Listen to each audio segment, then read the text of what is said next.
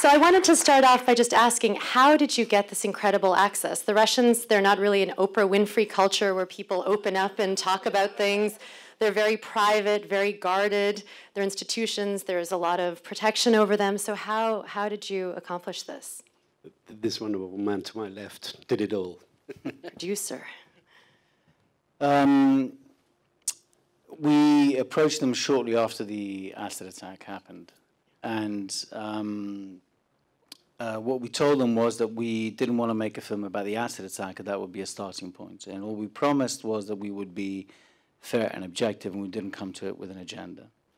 Initially, they let us in, and we started filming. And then when Dmitrichenko was arrested, that was obviously very bad news, because they were rather hoping it would be someone from outside the theater. And then the access was just shut down. And we then waited for about 6 months. And then when the audience came in, we went straight back in. And to our amazement, he said, you know, I think we should be open. I don't think we should be scared of criticism as long as it doesn't come with an agenda. And that was that. And there were no conditions. He didn't even ask to see the film before. There were no papers signed. And we were in for 9 months with no, I mean, completely unfettered unique access. And I think that it's really a credit to him and to Katya Novikova, who's his head of press, who's been there for a long time, that they felt it was very important that we told them we wanted to make a film which was for the cinema and without commentary and without a reporter and so on. And we told them that we were really interested in trying to understand what life backstage is like. And I think it's a credit to them that they just trusted us.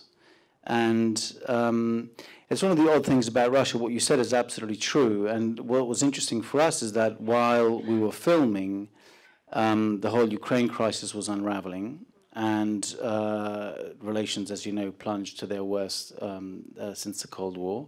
But just when Russia, on the one hand, was becoming more isolationist, reactionary, ultra-conservative, and shutting down and anti-Western, they were giving us this extraordinary access and taking, frankly, quite a big risk.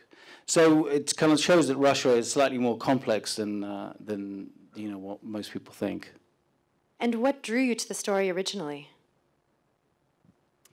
Well, I think it was a really unusual story, even by Russian standards. Mark and I were in Russia at the time. Mark was asked to go and write a newspaper article inside, and came out very excited and said, "Look, I think there's a film here," you know, and I could immediately see it. It was creating world headlines at the time, and there was a lot of media attention. So they were letting crews in. They realised they couldn't sort of stem the tide, and we managed to piggyback that. We got in for a day, and then. 3 weeks later, we were busy on other things, and we were on the way back from the north of Russia, and on the car radio, we heard the news that Pavel Dmitrichenko had been arrested. And then the shutters came down. So we had to be very, very patient. But what drew me to the story was just the possibility, the wonderful opportunity of getting inside this what I assumed was a very closed but unique institution, and trying to sort of deconstruct it and go behind the velvet curtain, and I'd like to think we achieved a little bit of that. And I don't believe either of you have a background in dance. I could be wrong here. Why are you saying that? Well, I could be wrong. I could be wrong. It took us months to work out the difference between a petit. Well, that's what I wanted to ask. How did that either impede you? Was it easier or more difficult not coming from a world of dance? Because the way you capture the dancing is extraordinary. And even how you intercut the film and the drama with what's happening on the stage in itself is remarkable. So I was curious how you approached all of the dance parts of it. It did take us months to work out the difference between a petit four and a pas de deux, didn't it, really? But, and can you demonstrate? No, I'm kidding. No. I guess what we wanted to do, I mean, we watched a lot of ballet archive to begin with, and certainly I kind of wanted to present ballet from a different perspective. I mean, ballet as an art form is best carried in a wide shot, you know, a full body shot, so that you can see the whole form.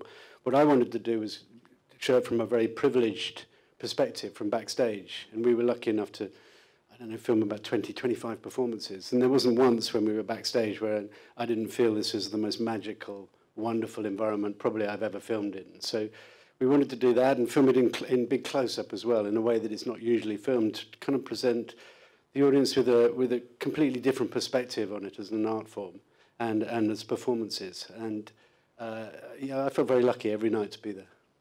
I want to add that I think actually it was an advantage knowing nothing about ballet, because we approached it looking for strong stories, and we were interested in the characters, and we're storytellers. And I think someone who knows a lot about ballet would get bogged down by who is the best or the most famous or most important ballerina, and that was not a criteria for us. I think that actually going in knowing nothing about it, and starting from scratch and just looking for the best stories was probably an advantage. So the first question is, has the Bolshoi company seen the film, and what were their thoughts? And the second question was around the pay structure of the ballet, which seems different than American theaters. The first one, you can. We, as I said, Ulin never asked once to see the film. When the film was finished, we decided to show it to him because they had put so much trust in us that we thought it would be fair to show it to him. And it's fair to say that it was a difficult hour and a half because you were basically in his office watching him watching himself. And it was actually quite funny because he was when he was laughing in the film, then he would also laugh, and he was actually nodding approvingly when he was looking at himself. But then at the end, they basically said, look, it's a tough film and it's a painful film because obviously it's a season, it's a scandal they want to put behind them. But yeah, we like it. And the reason I think they like it is because eventually you feel this extraordinary dedication that the people have inside the building towards this extraordinary institution. And I think, as I said earlier, I think that they felt that we didn't have an agenda.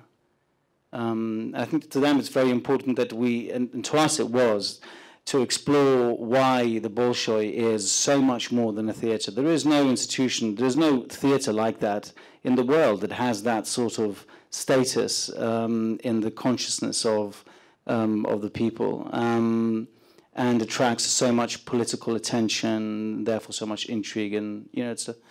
So I think yeah, they're happy. He wouldn't come here to promote the film, but yeah, he. Not for lack of asking. And the pay structure, it was a grievance, and it was a difficult part of the story to include because it was complicated, and Urin alludes to it in that rather extraordinary scene where when the ballet company are drawn together.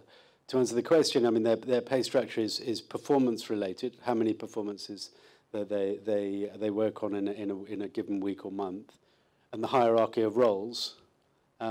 So obviously that's where it becomes a grievance, because if you're not being cast, you're not performing, and if you're not performing, you're not earning.